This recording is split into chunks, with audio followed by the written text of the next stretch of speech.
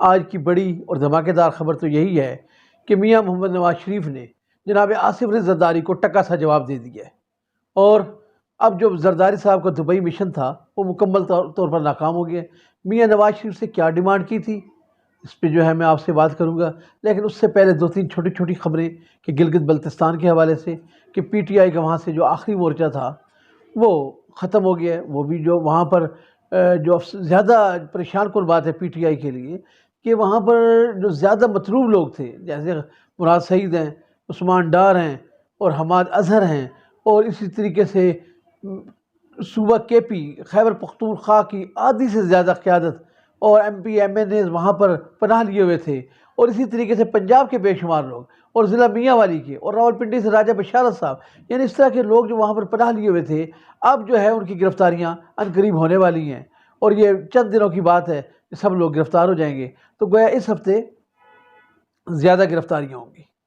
اور اس کے ساتھ ایک اور اس سے ساتھ جڑی ہوئی خبر کہ پاکستان تحریک انصاف نے اس جمعے کو یوم القرآن بنانے کا اعلان کیا تھا کہ سویڈن میں جو قرآن پاک کی جو بے حرمتی ہوئی ہے، تو وہ ایسا ہی تھا کہ نانا جی کی کیا جو حلوائی کی دکان پر وہ نانا جی کی فاتحہ والا معاملہ تھا کہ چلو لوگ مسجدوں سے باہر نکلیں گے اور وہاں پر پی ٹی آئی کے سوشل میڈیا ٹیمیں ایکٹیو ہو کر وہاں پر اپنے پوائنٹ سکورنگ کر لیں گی، لیکن حکومت نے بھی اسی جمعے کو یہ اعلان کر دیا ہے، یعنی اسے کہتے ہیں نیلے پہ دیلا، انہوں نے نیلے پہ دیلا دے مارا ہے، اور پی ٹی آئی کے لیے یہ موقع بھی ختم کر دیا ہے کہ وہ اپنے طور پہ یہ فخر کر سکتی یا بتا سکتی یا یہ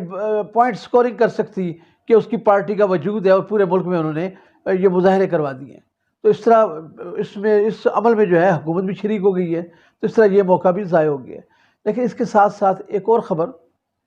جناب مہدی حسن صاحب کو جو انٹرنیشنل ہمارے ایک اینکر ہیں، بہت جرنلسٹ ہیں جو ورلڈ فیمس ہیں،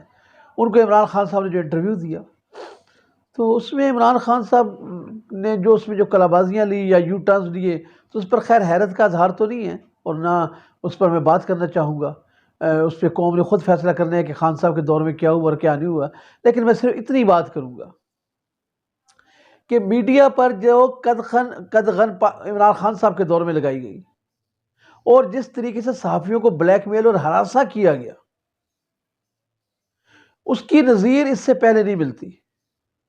یعنی خواتین ہماری جو اینکرز تھی جو پی ٹی آئی کے جلسوں میں گئیں، انہیں مارا پیٹا گیا، انہیں زد و کوب کیا گیا، ان پر غلیظ اور گندے جملے کسے گئے، ان کو ہراساں کیا گیا،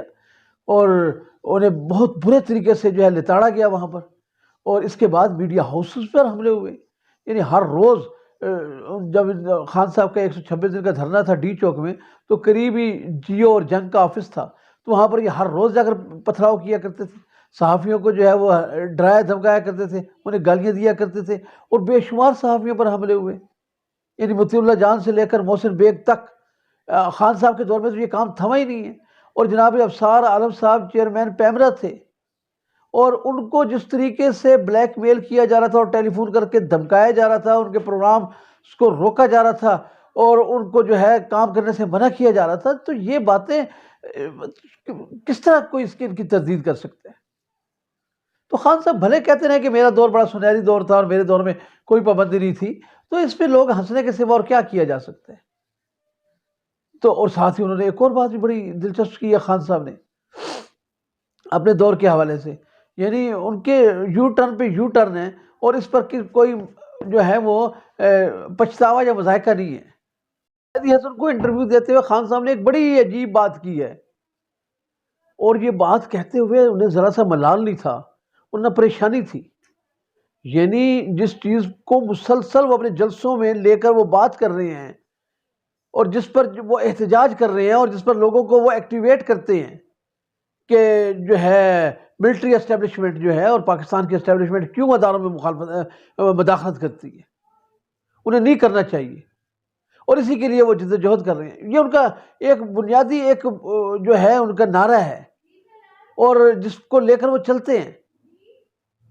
اور مہدی حسن کو انہوں نے کیا فرما رہے ہیں کہ جی ملٹری اسٹیبلشمنٹ ایک حقیقت ہے، یعنی عجیب یو ٹرن ہے ان کا، اور عجیب و غریب ان کا بیان ہی ہے کہ ملٹری اسٹیبلشمنٹ ایک حقیقت ہے، اور اس کو مداخلت کرنی چاہیے. پاکستان میں وہ مداخلت کرتی ہے، لیکن کس کے ساتھ اس کو دست و بازو کرنا چاہیے؟ جو مقبول قیادت ہو. یعنی وہ کہہ رہے ہیں کہ وہ میری تو حمایت کرے تو درست ہے، لیکن اگر وہ کسی اور پارٹی کی مان کر چلتی ہے، ان کے ساتھ چلتی ہے، تو وہ غلط ہے، اسے اس طرح نہیں کرنا چاہیے. یہ عجیب و غریب ان کی سوچ ہے. یعنی اگر ان کے ساتھ چلو تو ٹھیک ہے، پھر آپ وفادار بھی ہیں، آپ پاکستان کے سب سے بڑے جو ہے، آپ کے پاس اعزازات بھی ہیں، آپ سب کچھ ہیں، لیکن اگر آپ ان کی بات نہیں مانتے تو آپ غدار بھی ہیں اور آپ پاکستان کے مخالف بھی ہیں. تو یہ خان صاحب نے بالکل کلیئر کٹ کہا ہے یہ. تو بہرکیف یہ خان صاحب کا بیانیہ سب کو معلوم ہے. اور اس کے بعد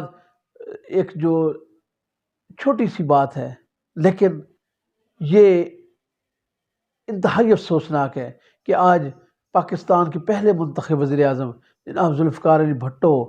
کا دن ہے کہ جنہیں آج کے دن 5 جولائی کو جو ہے ان کی منتخب حکومت کو ایک آمر نے، ایک فوجی ڈکٹیٹر نے جو ہے برطرف کیا تھا، اور انہیں جو ہے 1979 میں جو ہے تخت دار پہ لٹکا دیا تھا. جناب ذوالفقار علی بھٹو کی جو جمہوریت ہے، اس کے لیے خدمات بلا شبہ بے پناہ ہیں. اور آج یہ جو ہم لوگ بیٹھ کر تحریر و تقریر کی بات کرتے ہیں، آج سیاسی ورکر جو ہے چوک اور چوراہوں میں کھڑے ہو کر تقریریں کرتے ہیں، بات کرتے ہیں، مضامین لکھتے ہیں اور حق اور سچ کے راستے کی بات کرتے ہیں، تو یہ سب راستے جو ہیں ذوالفقار علی بھٹو کے دکھائے ہوئے ہیں. لیکن افسوس کی بات یہ ہے کہ آج نہ تو پاکستان پیپلز پارٹی جو 50 سال سے ذوالفقار علی بھٹو کا نام استعمال کر کے اس کے نظریات اور افکار کی بات کرتی ہے، اس کا چورن بیچتی ہے، آج انہوں نے بھی سرکاری سطح پر اس دن کو نہیں منایا، اور نہ ہی پی ڈی ایم کی کسی جماعت نے. اور میں سمجھتا ہوں کہ آج کا دن اگر وہ نہیں منا رہے تھے تو آج جو ہے پاکستان تحریک انصاف کو یہ دن منانا چاہیے تھا کہ آج Pakistan Tehreek Insaf P T I اسی جبر، ریاستی جبر کا شکار ہے، اسی مرحلے سے گزر رہی ہے جس کا شکار پاکستان پیپلز پارٹی تھی. لیکن پی ٹی آئی بھی خاموش ہے، حالانکہ اس کے لیے ایک بڑا اچھا موقع تھا اپنی قوت کو ظاہر کرنے کا.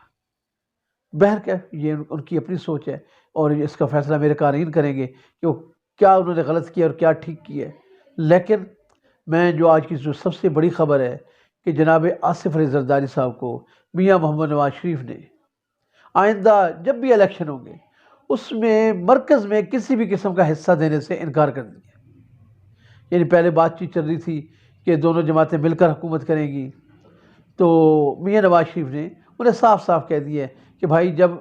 پاکستان پر مشکل ترین مرحلہ تھا، یعنی آج سے 1.5 سال پہلے جب تحریک عزم اعتماد آ رہی تھی تو پاکستان پیپلز پارٹی کوئی بھی ذمہ داری قبول کرنے سے انکاری تھی، اور وہ سائیڈ میں بیٹھ کے، ایک کونے میں بیٹھ کے تماشا دیکھنا چاہ رہی تھی کہ دیکھتے ہیں کیا بنتے ہیں. اگر چھری خربوزے پہ گرے گی تو بھی جو ہے خربوزے کا نقصان، اور خربوزہ چھری پہ گرے گا تب بھی ایسا ہی ہوگا. تو انہیں پتہ تھا کہ اگر پاکستان مسلم لیگ جو ہے اگر ناکام ہوئی تو بھی نقصان اس کا ہوگا، اور اگر کامیاب ہو گئی تو بھی جو ہے نا فائدہ جو ہے پھر وہ پی ڈی ایم کو ہوگا. تو وہ دونوں طریقے سے اپنا فائدہ دیکھ رہے تھے. لیکن میاں نواز شریف نے دبئی کی میٹنگ میں، دبئی کے اجلاس میں، بیٹھک میں جو ہے وہ انہیں صاف صاف انکار کر دیا ہے کہ جی اگر آنے والی حکومت کی ذمہ داری ہم نے اٹھانی ہے، ہم نے ہی اس کا سارا بوجھ اٹھانا ہے، ہم نے ہی اس ملک کی اقتصادی جنگ لڑنی ہے، تو پھر یہ ہم خود لڑیں گے تاکہ ہم عوام کو جواب دیں. اور بات بھی درست ہے. تو یہ جو بلاول بھٹو زرداری کے وزیر خارجہ بننے کی خبریں تھیں، تو مجھے لگتا ہے کہ اب وہ ساری کی ساری دم توڑتی جا رہی ہیں، اور میاں نواز شریف نے کسی بھی قسم کا حصہ دینے سے انکار کر دیا. اور پاکستان پیپلز پارٹی کو اس کا وہ حصہ ضرور ملے گا جو اس کا صوبہ جو سندھ میں ہے وہاں پر وہ ضرور بنیں گے، لیکن جو ہے مرکز میں یا جو ہے مجموعی طور پر اس کا حکومت میں حصہ وہ نہیں